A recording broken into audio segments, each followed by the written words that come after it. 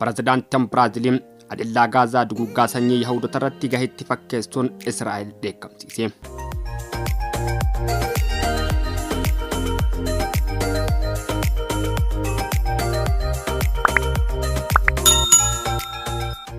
Pirezidaantiin Biraazil Lula da Silva yaa'ii geggeessota gamtaa Afrikaatti argamuun haasaa taasisaniin Israa'el duguggaa sanyii Yahudoota irratti geggeeffamee ture Holocaust kan fakkaate Gaazatti raawwataa jirutti jechuu isaanii Israa'el hedduu dheekkamsiise. Haleellaan waraana Israa'el Gaazatti geggeessuu kana waraanni sirriitti hidhate qophaa'ee fi dubartoota akkasumas ijoollee gidduutti geggeeffama jira jedhan.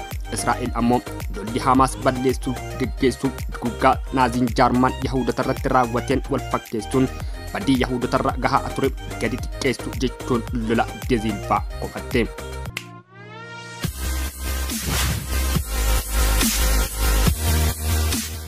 Dhaabbanni Yahudoota Biraazilitti argamus fi Lula da Silva Finfinneetti argamuun dubbatan kana qeeqaa jira.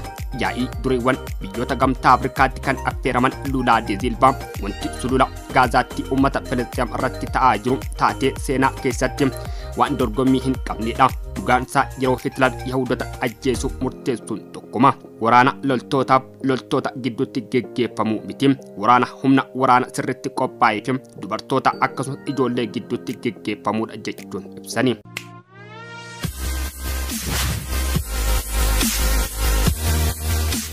Pirezidaantiin Biraazil haleellaa Hamaas onkololeessa torba Israa'el irratti raawwate balaaleffatanii erga irraa deddeebiin haleellaa Israa'el geggeessitu qeeqani.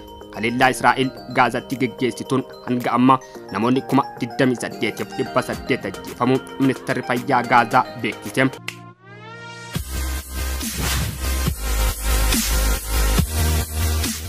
Lula da Silva ajjeechaa Gaazatti raawwatu duguggaa sanyii Hitler yeroo waraana addunyaa lammaffaa Yahudoota irratti raawwate Holocaust wajjin wal fakkeessuu isaanii Israa'el kibba Gaazaa raafatti duula waraana lafoo geggeessuu akka jirtu eeruu beeksifte boodaadha.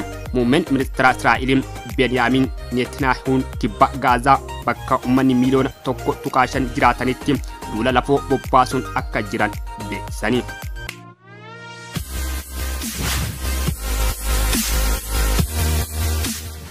Benyamin Netanyahuun dubbiin Lula da Silva duguggaa Yahudoota irratti raawwate xiqqeessuuf Yahudoota irraa miidhaa kan gahu akkasumas Israa'el mirga of ittisuu qabdu kan sarbuudha jedhani. Itti dabaluunis Israa'el duguggaa sanyii Holocaust Naazii fi Hitler raawwatanitti fakkeessuun sarara diimaa darbuudha jedhani. Bara 1930 keessaa hanga dhuma waraana addunyaa lammaffaatti bulchiinsi Hitler Yahudoota miliyoona 6 lafarraa fixe. Pirezidaantiin Biraazil Finfinneetti waa'ee haleellaa Israa'el Gaazaatti geggeessaa jirtu duguggaa sanyii Yahudoota irratti raawwate ture irratti fakkeessuun hordofee Israa'el ambaasaadara Biraazil waamtee dubbisuuf beellamtee jirti.